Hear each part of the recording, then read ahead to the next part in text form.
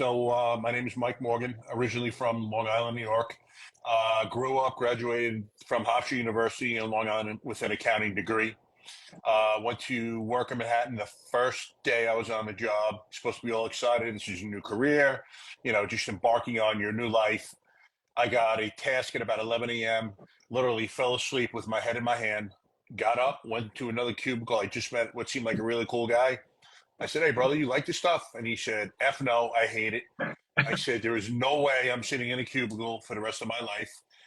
And started thinking about deeply what I wanted to do in my life at that point. It was law enforcement. I wanted to get on with the FBI. This is back in late 91. They were on a hiring freeze. So ended up meeting a brother's friend. He lived in Atlanta, loved it. I said, you know what? Let me get out of New York, see something new, and became a cop in Atlanta. So I worked there for a little over 10 years from 93 to '03. It was insanity at its finest. It was the most violent city in America 4 out of 10 years I was there. The action cannot even be described. I loved it the first few years, but you definitely get burnt out on it. It was just insanity. They used to call it the Wild Wild West. Actually, the Zone 3 where I worked was called nicknamed Little Vietnam. It was crazy. Wow. Yeah, it was nuts. I ended up getting hired with basically my hometown police department, Suffolk County Police Department on the east end of Long Island in '03, where I worked for 19 years. 3 days into my 20th year, I was medically retired.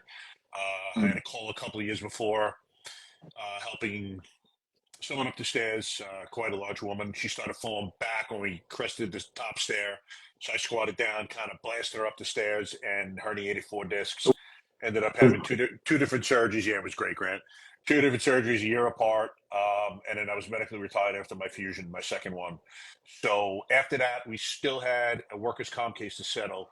That took another year. So for 3 years, I was literally not allowed to do anything. I couldn't volunteer, basically couldn't go to the gym. I don't want to say a hostage in my house, but there was a unit that watched guys who were out on long-term duty injury. So you had to be careful. Literally, these guys would catch guys getting in their car, what they thought was too quickly, and come back all excited. I used to hear at headquarters. I was very purpose, or am a very purpose-driven individual, and I had none at that point. So about 6 months after I retired, I started getting these feelings, so to speak, and I thought I had escaped the job unscathed. Um, Started getting anger issues, maybe a little bit of depression issues. You're no longer a part of this thing. You no longer have the camaraderie, which is the part of the job that I love the most. You're not seeing the boys and the girls every day anymore.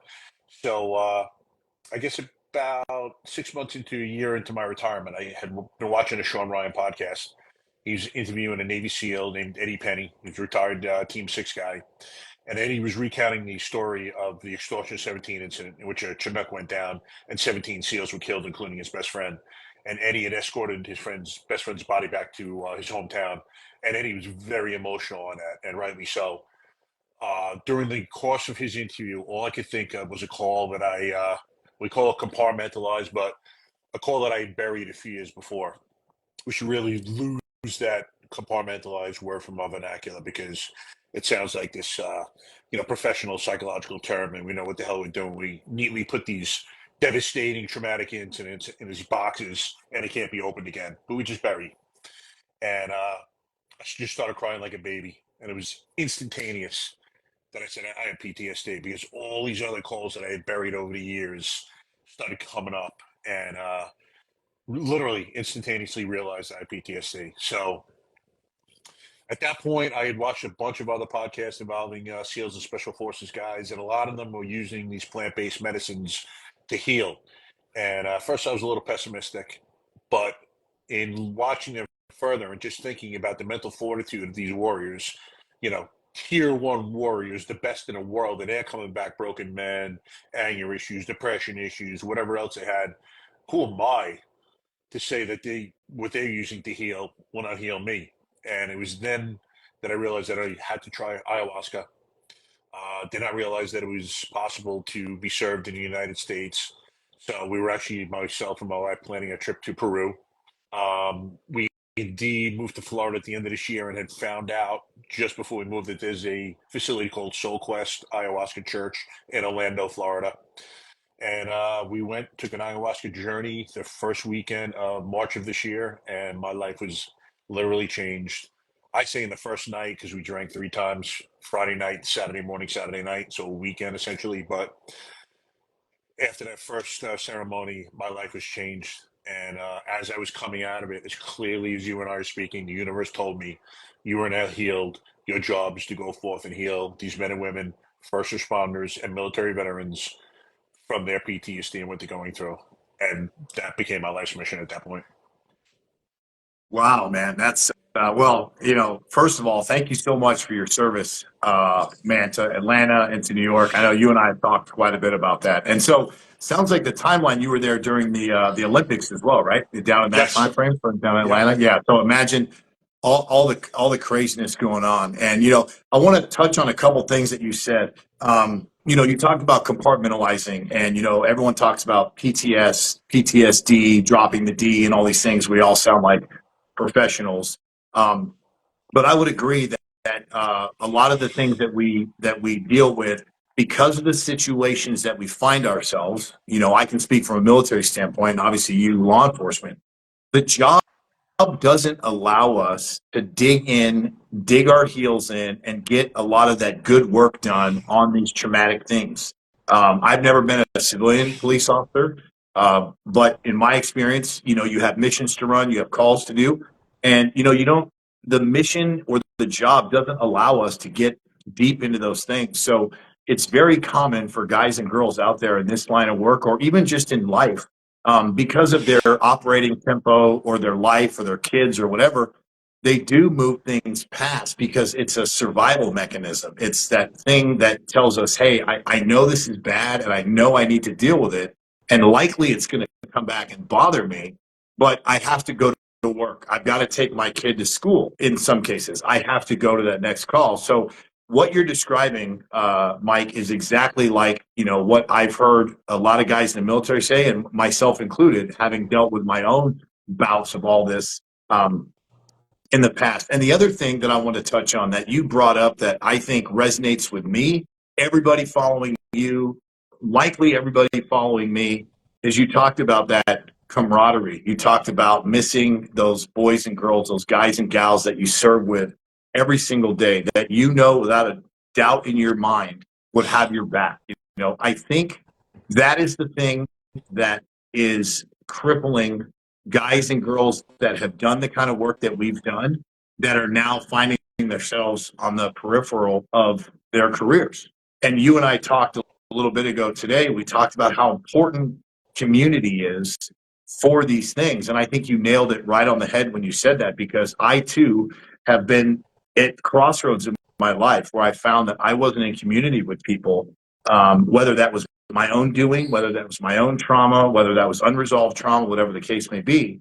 And so I found that being in that community is what has kind of helped propel us along. And it sounds like you're the same way. So in saying that, post ayahuasca trip, what kind of community do you find yourself in now? Like on your daily life now, with your new life's mission found post ayahuasca journey.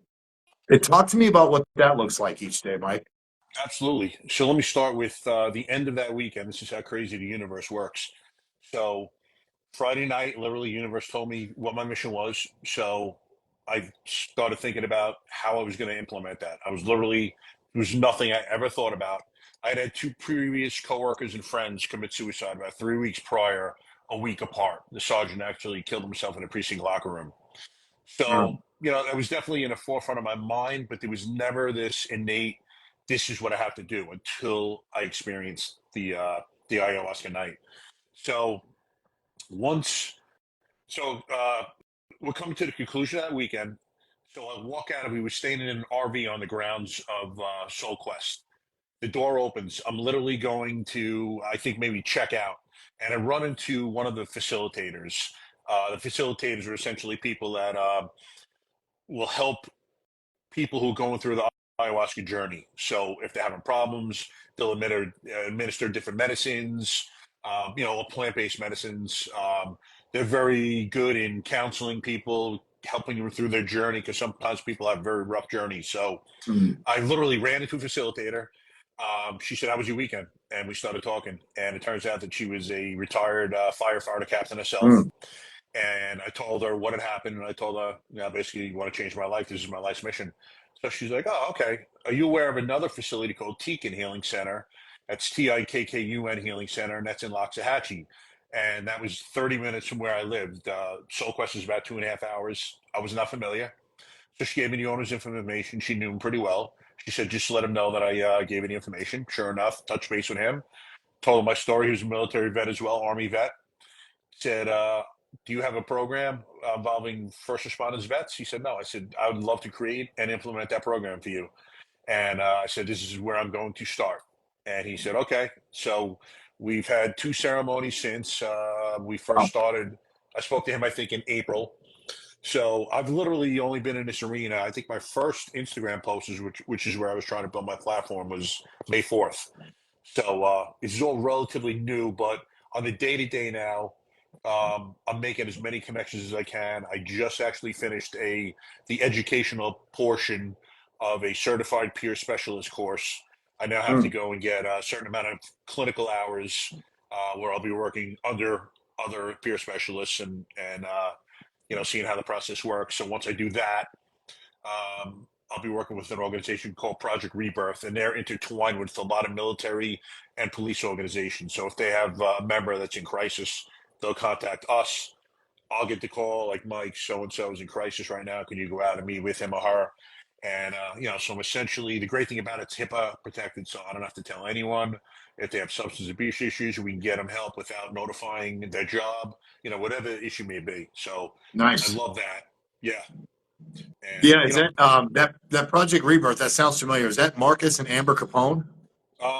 no, it's so funny you said that. I just got a DM from them the other day about possible collaboration. I think they are QJR, if I'm not mistaken. Mm, I'm forgetting. Um, but yeah, Marcus Capone, another great SEAL. Saw his interview on Sean Ryan. yeah, Um, it's amazing. Like he was talking about himself, and he went from a SEAL career, I think, to financial services, and everyone thought he had everything wrapped up tight, SEAL squared away. But underneath, he was dying. I know he had substance abuse problems, he said drinking, I believe, depression issues, and it's just amazing because on the surface, we let people see whatever image we want to project, but underneath, no one really knows what's going on. You yeah. know, and Yeah, that's the key. I agree with you 100%, man. And my journey to what led us together is obviously a little bit different. Um, but we see that all the time. You see military and law enforcement and so many others, right? We keeping up with the Joneses, and we're putting this image out there.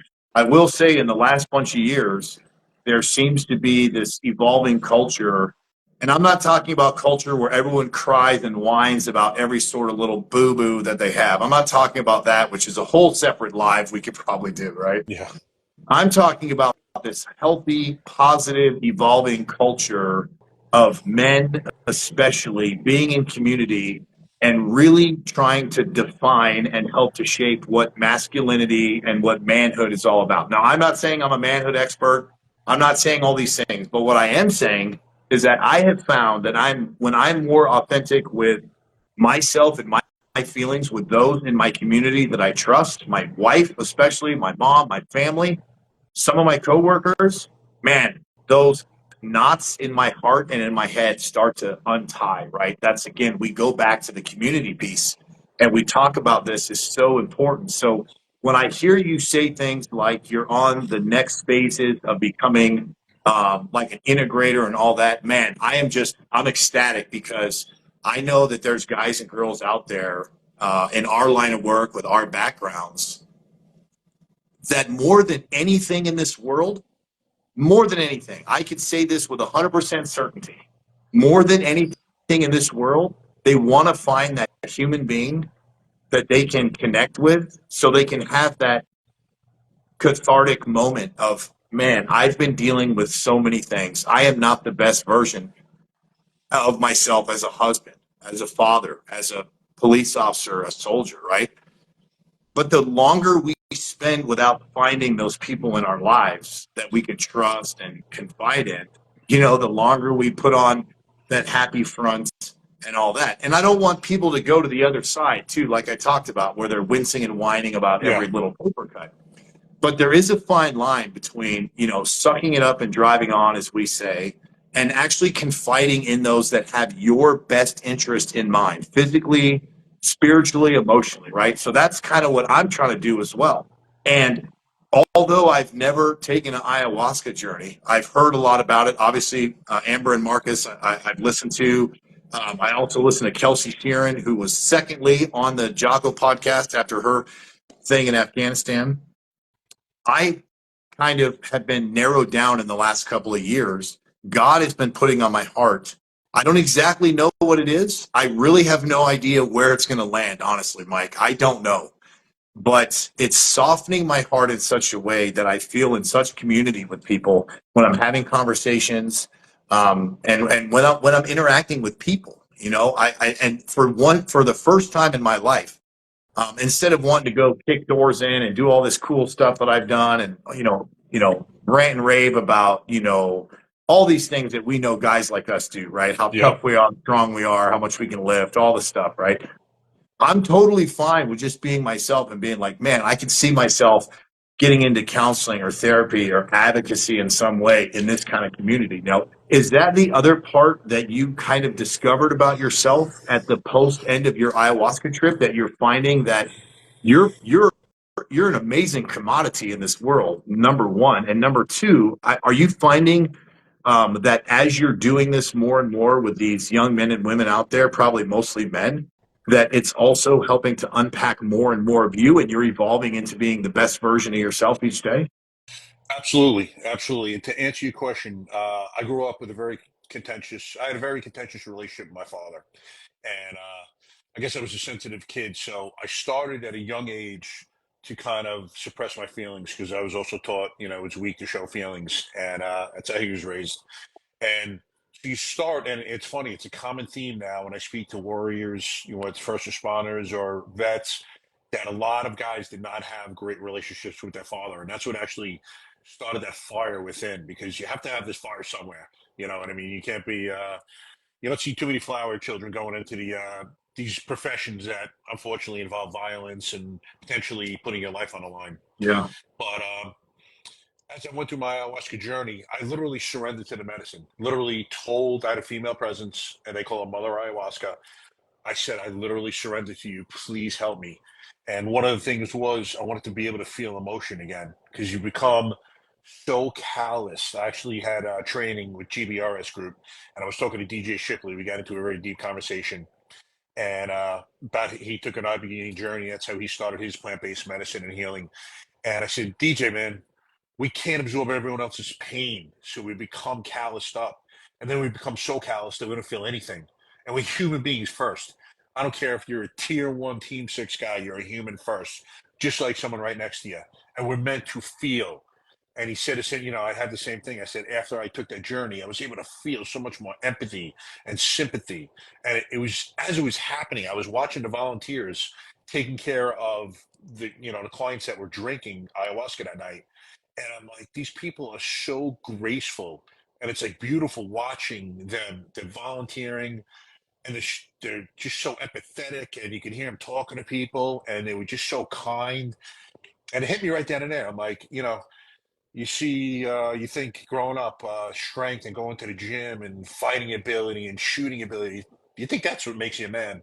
And that's what makes you strong. You know what? All right, there's a part of that in our respective jobs. But put that aside, there is so much more to us as men. Mhm. And getting in touch with your feelings. I mean, after that ayahuasca weekend, I filmed a Facebook Live, and I literally cried on Facebook Live. I would never have been able to do that prior to that journey, and I would have been so embarrassed had someone caught me doing that. I was like proud of myself, and I received 3 calls from friends of mine, one of which said he had a gun in his mouth in a not too recent past. It blew my mind. Again, you don't know, and we hadn't been speaking that often to each other, but you don't know what's going through someone else's mind. And that's the biggest thing. We have to get over the stigma that showing weakness and feeling emotion is weak. It's strength. to feel. Even if you're a warrior, you could be an empathetic and sympathetic warrior. You can handle your business, but on the other end, you still have families and loved ones, and if you turn into this machine, you're bringing that home with you as well. And how are you dealing with your family? You're not. Yeah.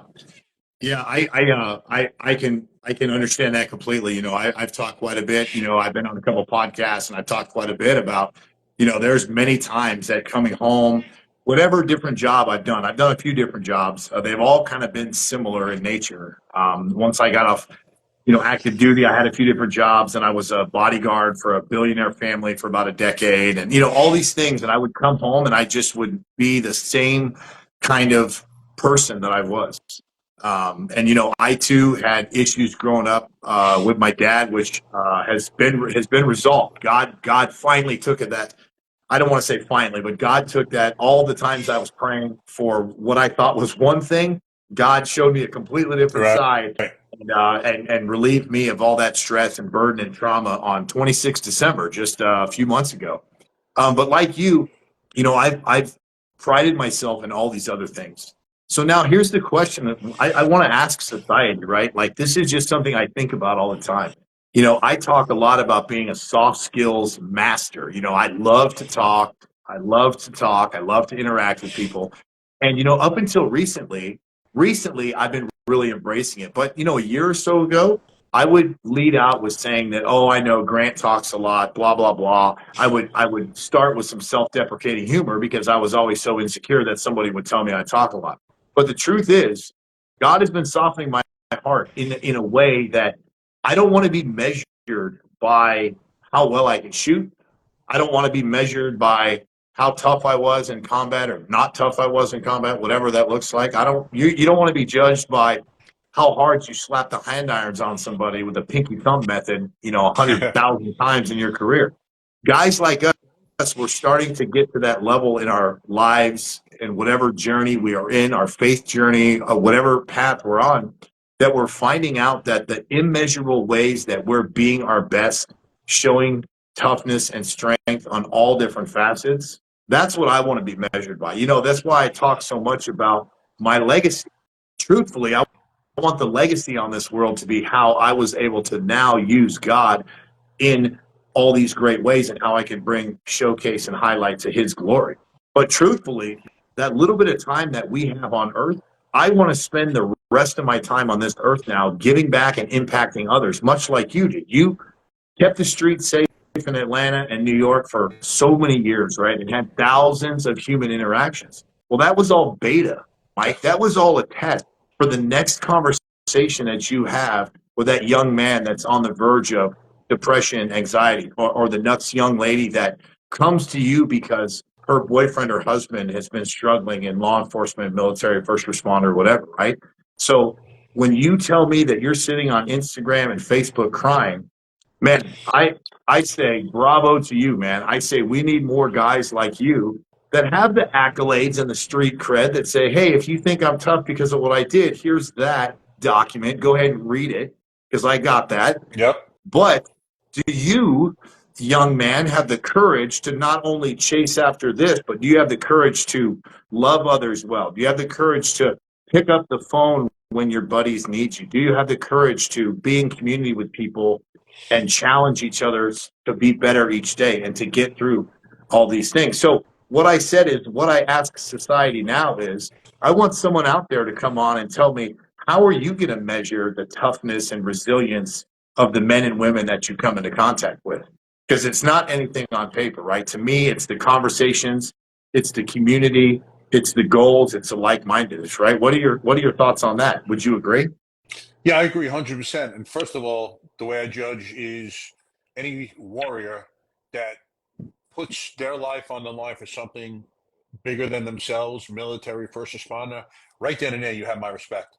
So you were willing to do what 95% of the population wouldn't do. You would run towards trouble as others were running away. So in that vein, we owe you guys and girls, if it was taken away from you, we owe you the ability to give happiness back into your life. And that's the way I want to show strength. I want to get on the stage and be as raw and vulnerable and show these young men and women, and maybe not so young, that this is strength. This is showing strength. This is feeling emotion, and you have to process. If you just bury, eventually it's going to reach a saturation point, and the hood is Mhm. just going to blow. And at that point, we all know how it comes out, usually in very destructive methods. So if you Mhm. don't deal with it, it is going to deal with you. Mhm. Absolutely. And I said when I lost, when I realized PTSD, I mean, I was talking to a buddy of mine. I used to be the best at compartmentalizing until I wasn't, and it just blew up. And luckily, I was never suicidal, thank God.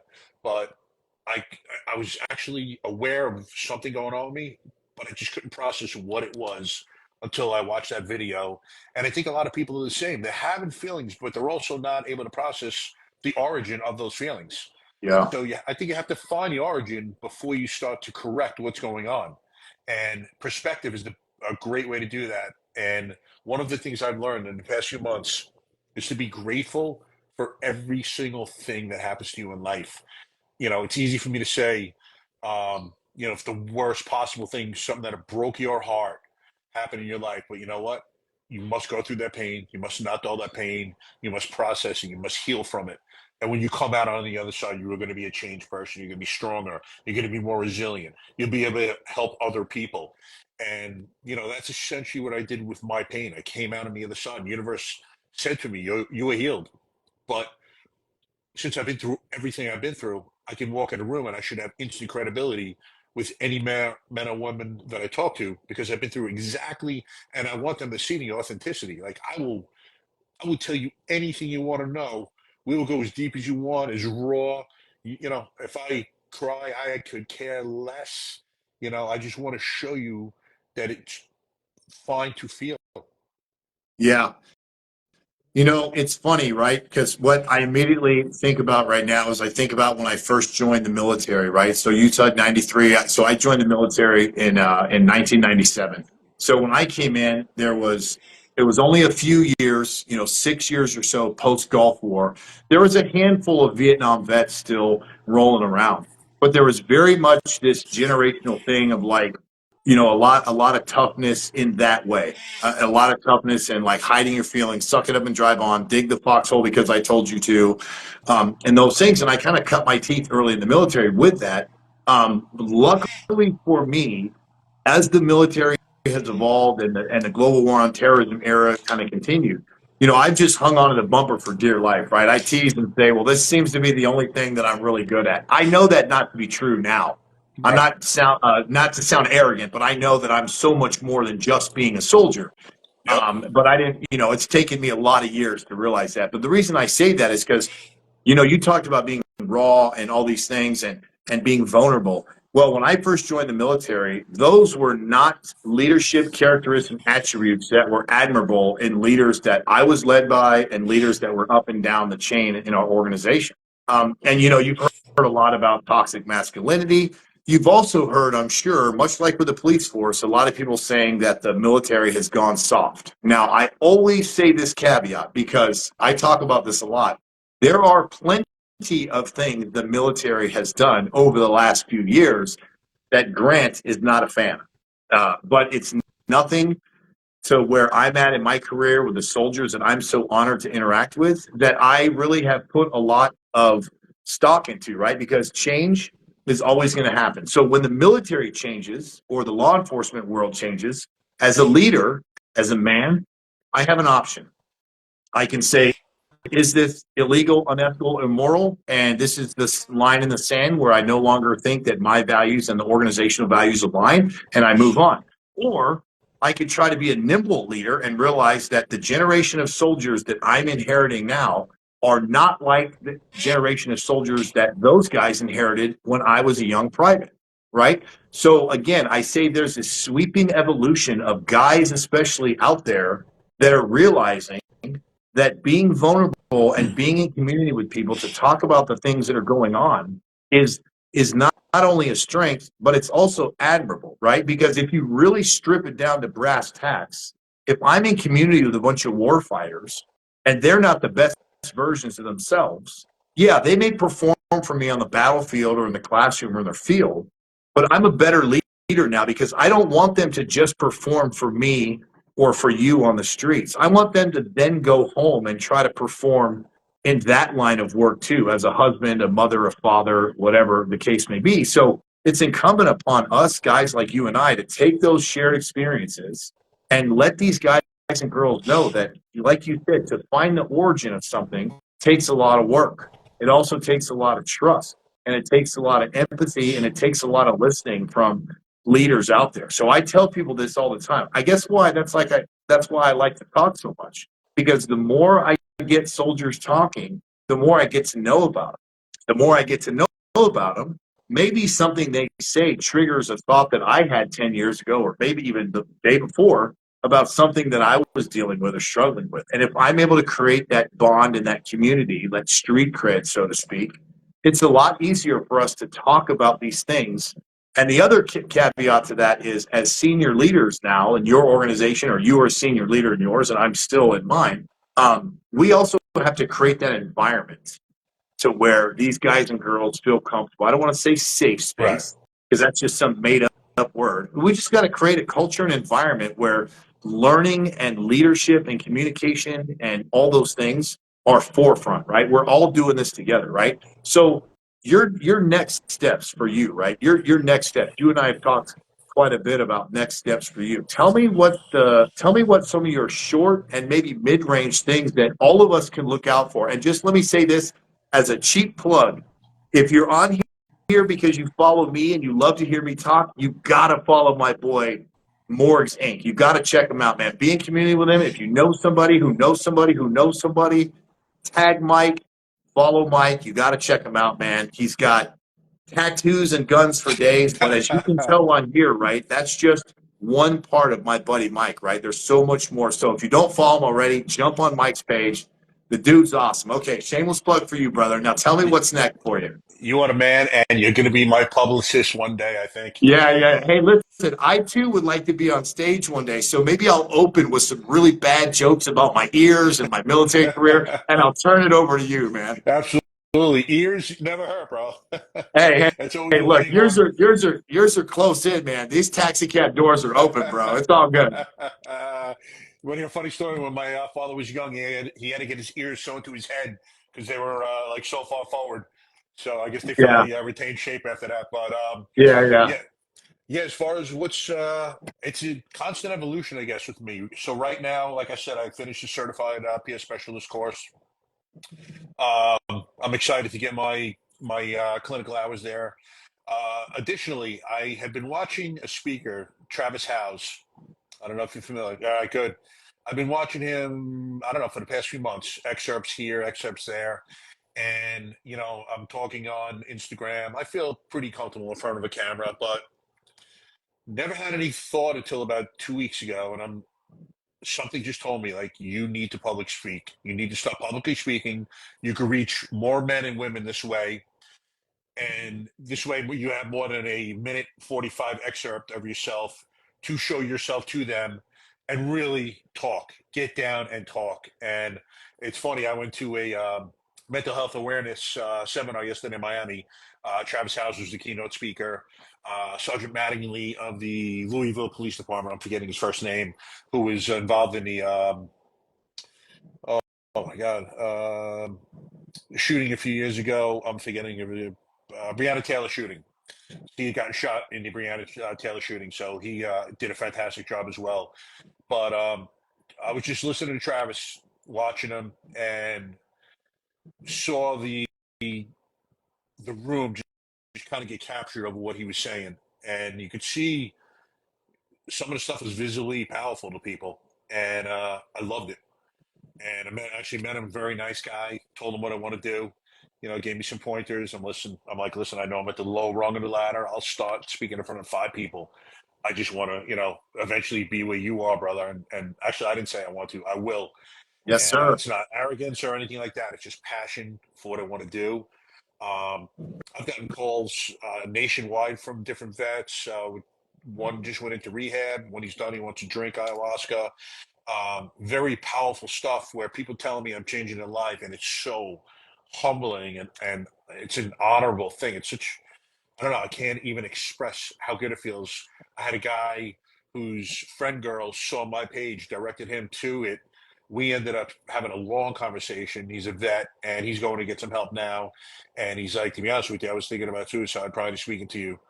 I mean, stuff like that is just mind boggling. So potentially you just saved someone's life. I think we'd spoken about, you and I, losing one life just spider webs and affects so many other Mhm. people. So if you stop that one thing from happening, you're stopping children from going through their pain, generational trauma. I mean, that's how drug addicts are born. That's how domestic violence abusers are born. They go through that pain and it just sets them up for that in their lives.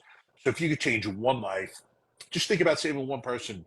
All the people that would have attended that wake and funeral, they're not affected. No, it didn't happen. Mhm. It's just incredible feeling when someone tells you that, you potentially saved their life. And that's exactly what I want to do with the rest of mine. Yeah, that man, that's powerful. Yeah, the as you know, not just in law enforcement, first responders, but they always talk a lot about the military and the suicides. And I know you've probably seen the graphic that talked about suicides by military members, how they've just absolutely gone way over the top since the start of all the global war on terrorism operations, whatever that looks like. I mean, there's hundreds of thousands of people that have been affected by those things. So yeah, dude, I think what you're doing not only is definitely needs to be done is super admirable. Like I said in the beginning, there's no doubt in my mind why we crossed paths, but I think you're coming from a position too, and I've known you for a little while now to know that your background is awesome, right? Because when people see you, they're going to see a certain thing, right? They're going to see a certain thing. And it's just how it is. People can say they Yep. don't have a bias in this world. We all have a bias. It's how we act on that bias that makes us amazing or not amazing, right? People are going to see you. They're going to not. They're going to prejudge you based on your law enforcement, big tough guy, tattoos, all these things. So I can't wait to continue to hear the stories when you just completely floor them by telling and sharing some of the softer side of you and the humility and all the stories that you share, because that truly is how you're going to get to be in community with these people. Because you carry that B's and C's, your badge and creds around, and you will have an open door at a cop table, a cop bar for the rest of your life, right? Which Absolutely. gives you and guys like me a unique opportunity. That's why I love the brotherhood so much, like we alluded to earlier. So the brotherhood, I've got an ID card almost anywhere I go where I can be in community with someone that did serve, their brother serves, their dad serves, their mom, or they're currently serving.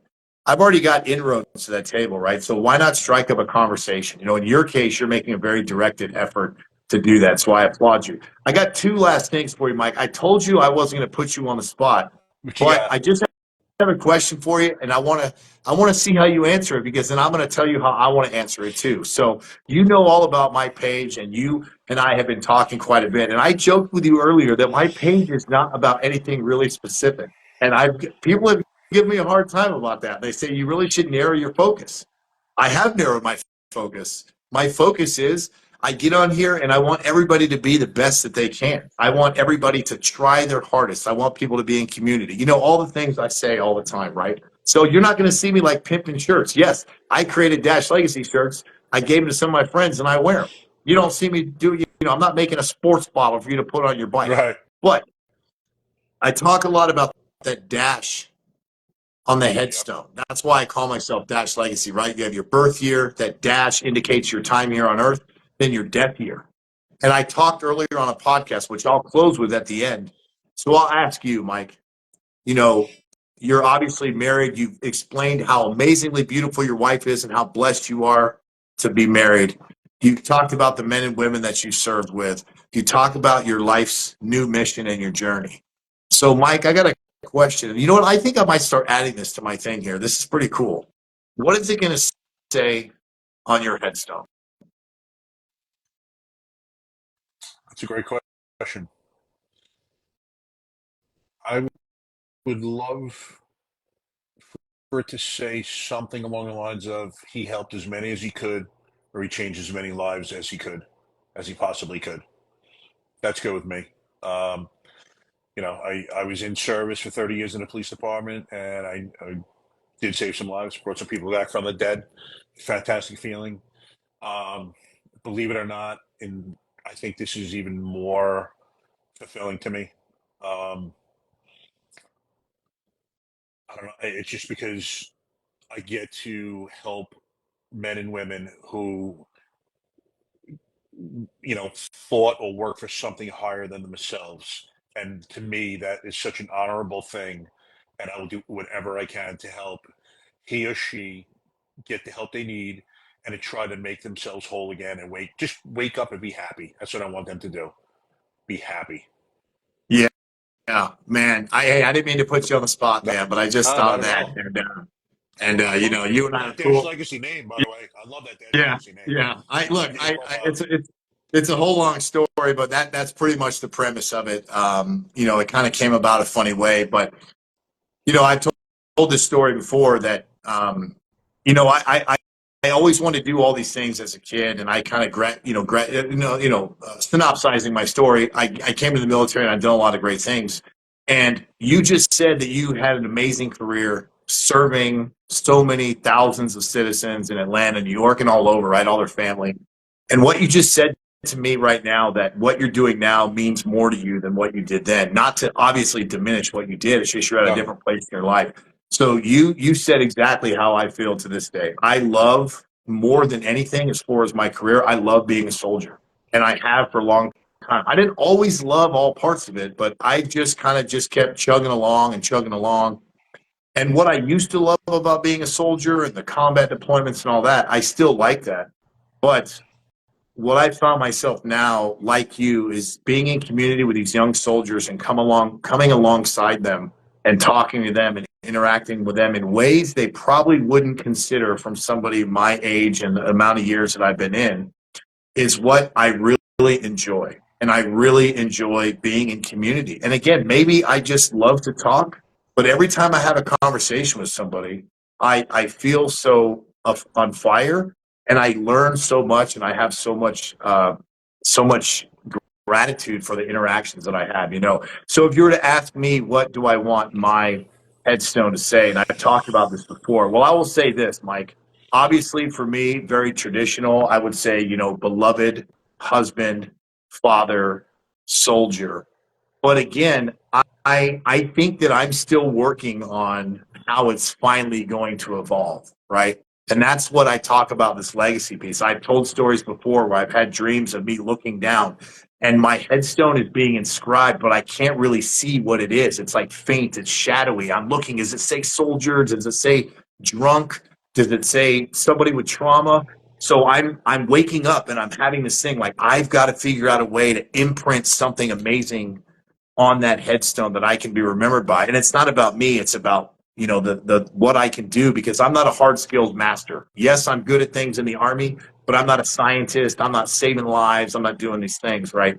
So God is telling me that my gift, my ability to be in community with somebody is what's going to ultimately lead me to my fulfillment and my happiness. And hopefully I can help them along the way. And Mike, bro, that's exactly what you're doing right now. There's not too many people that I've met in my life that had that kind of career like you had that instantly on a dime have now devoted the whole rest of your life to something that you're obviously so passionate about, obviously you care about, and you did all the hard work and we're all a work in progress. And I know the work on yourself isn't done. And man, I just want to tell you, bro, I'm so thankful that you jumped on here. You kicked me back off in the live season here in El Paso.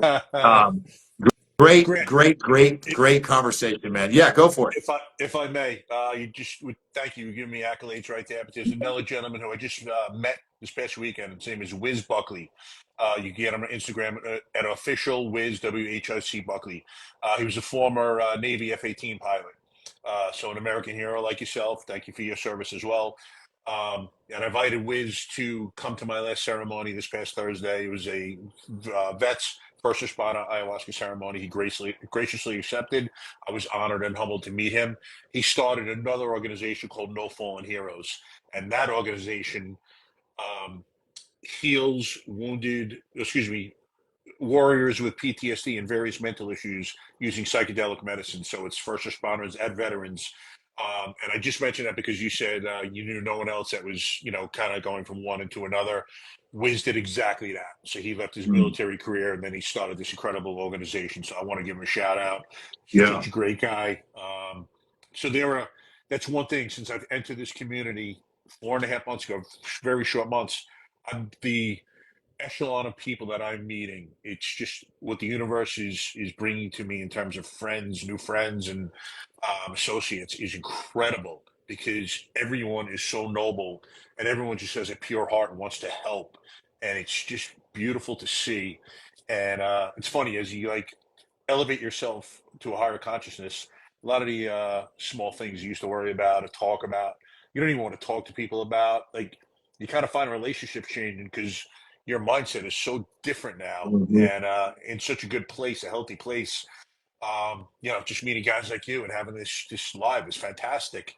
And I thank the universe for changing, charting my life for me and Yeah, showing me yeah, this purpose. yeah. I would agree with you that as you continue, guys like you and guys like me, as we continue on this journey, it's kind of realigned and refocused things for me that, my mom used to always tell me, don't sweat the small stuff. And if anybody that truly knows me over the years know that you telling me that is the worst thing you can do because I'm going to literally, stress and have anxiety about every single detail of my whole life, right? But lately, I'm doing better about that. Like we spoke about earlier with all the craziness going on in the world, truthfully, I'm not just saying this as hyperbole. Truthfully, I have dug more into my faith in God in the last bunch of months. When I see all the craziness going on in the world, I've been really strict about reading and doing things, and I'm like, this is where I need to find myself. I don't need to stress out about all these things that I have no control anyway. Yep, So exactly.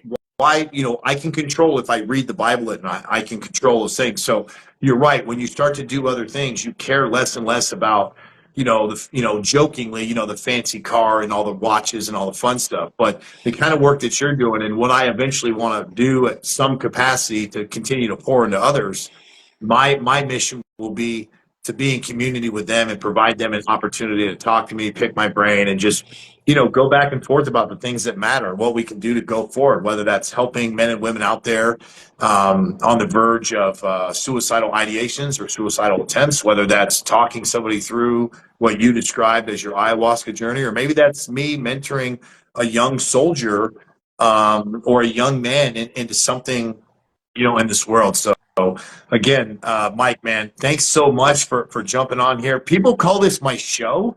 I don't have a show. I just like talking. Maybe it'll be a show eventually. Once Go I with once it. I yeah, no, once I get it figured out, I think I will. But I do like being in community with people, and you and I have been meaning to do this for quite a while. So thanks for having patience while I drove to the middle of the desert here in El Paso, and Absolutely. Congratulations again to you. And pat yourself on the shoulder because I was a cop for 30 years and I've seen a lot of leaders and unfortunately they're few and far between. So just listen to you speak and your leadership style and the fact I'm sure you have an open door policy and these guys know they can trust you. It's life changing to these soldiers, especially, when you guys are living together and deployed and, their life is in your hands in some respects. And for you to show the respect that you do to them and the leadership, um, it's almost rare. And I hate to say that, but in some respects it is. And leaders like you inspire. Some of these guys think they lead out of fear, and people don't fear you. Number one, if you lead like that, they're going to try to hurt you anyway. So I never understood a leadership style. You inspire. Your guys will walk through walls to do whatever they can to help you, and that's a true leader. And you should feel great about it because I know they love having you as their leader. yeah, well, thanks so much, Mike. I do appreciate it. All of my leadership style has evolved over the years, and what I found to be, for Grant, what I found for me to be true is that when I'm truly the way that I want to be as a human being, it hasn't always been congruent with the army world, right? So sometimes we got pigeonholed into kind of being a certain way because that's all we knew, right? So over the last bunch of years, it's kind of been evolving into that, and instead of being hesitant to change to that, I've done my best anyway. Humbly, I've done my best to continue to evolve because this generation of soldier, they're smart, They're agile, they're nimble, they're technologically savvy. So many of our young soldiers have continuing education when they join, associate's degree, bachelor's degree. So we're working with a whole different animal here. So again, I look back to guys like us. When you're out there FTO and a new officer, you might have started shooting a 38 special back in the day, but you've transitioned to a polymer frame automatic. Yep. They've never known that. You can't put them down because they don't know how to shoot a 38 special. You have to now show them what life is about, and you're evolving as a leader, right? So I think that's the mark right there. Is that when you see times are changing, if you truly care about soldiers, in my case, if you truly care about law enforcement and all these people, when change happens, you can't say you care about people if you're not willing to change. So Agreed. that's the benefit that I have. I love people and I love soldiers. So as the tide started to change, I wanted to go along with it. And I do appreciate what you said, because some of the things I do on my page quite often is I call out senior leaders, not as much as other pages, but I call out senior leaders and I say things like, you need to be transparent and visible. You need to take your fitness test around people. You need to shoot at the range of people. All these things that a lot of leaders in the past haven't Right. done, right? That's how I've always been. You can ask my mom if she's still on here. I mean, one of the first units she saw me in as a reservist, I just jumped in and started loading bags. She kind of joked with me about the story. It's like, well, isn't that what we do? We load our bags so we get on the bus. Like, I'm not above standing back like someone's going to load my bag for me because I've got some hard stripes now as a non-commissioned officer. So Yep. I've kind of been that way for a while. I've just been lucky enough to continue the journey, and had so many great men and women around me, my family and mentors that have helped supported me. I'm sure much like you have too. So again, Mike, hey man, we got to jump on here again. I'd Absolutely. love to do a check-in later down the road, or if you've got some hot stuff or you want to bring a guy out that has a platform about nothing. I joke about that, man. I'd love to. I'd love to jump on again. And what I'd like you to do, man, is I'd like you to send me these things so I can keep talking about them too. If you're finding these organizations that are helping vets, shoot them to me in a DM, and I'll create a graphic, or whatever. I'm still in, right? So I kind of have to be careful how I align, Right. but I would love to be able to push that stuff out or go, hey, man, share it on a story, share a link below, and I can share it that way. We can kind of cross pollinate and we can just get the word out there, because if we help one, Yep. then we win. I could stop doing Instagram tomorrow and know that someone called me and said, hey, bro, thanks. Hey, Morgs, you're the man. Thank you so much. And I know guys like us will feel fulfilled, right? So please share those things with me Absolutely. as you come across them. Oh, absolutely done. Absolutely. Thank you for offering. Yeah, Yeah, great idea, and we will do it. And we'll yeah, absolutely. Well, we'll be hey, doing another interview yeah, again. absolutely, man. Hey, I appreciate it, Mike. Thank you so much for your time. Thanks for pouring your heart out with us today. Maybe next time I can figure out a way to get you to cry, because you're a brick jack dude. You talked about it on Facebook. Maybe I can get it done. But again, I'm going to close it with this, Mike. Like you're doing and like I'm doing here on the Dash Legacy page, we want to be in community with people. We want to take all of our experiences that we've had. We want to pour them into you. So if you will allow guys like Mike and I to do that, we would be more than happy to listen, share a story, share a resource, be in community with you, because we're all out here wanting to be our best, and we're trying to show you out there that it is possible to overcome the things that you've dealt with, overcome the struggles that you have in life, and you can break the cycle wherever you're at in life with whatever hand that was dealt to you. I guarantee you can get on the right path. So again, I appreciate it, guys. Thank you so much. Everybody out there, do your best each day to do everything you can to live your legacy. Let's go, guys. Take care. All right. Take care, Grant.